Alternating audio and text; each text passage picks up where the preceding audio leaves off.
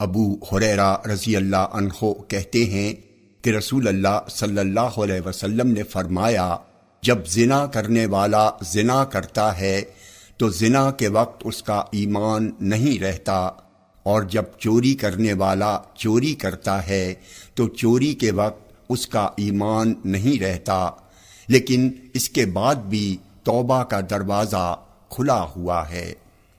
جامع ترمذی حدیث نمبر 2625، یہ حدیث صحیح ہے۔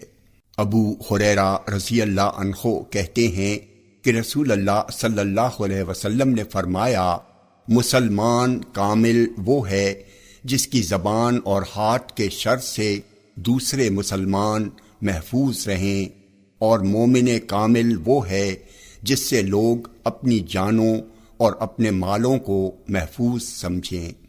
جامع ترمذی حدیث نمبر 2627، یہ حدیث حسن صحیح ہے۔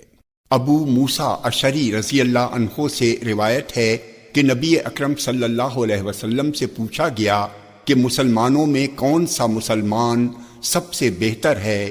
آپ نے فرمایا، وہ مسلمان جس کی زبان اور ہاتھ کے شر سے مسلمان محفوظ رہیں۔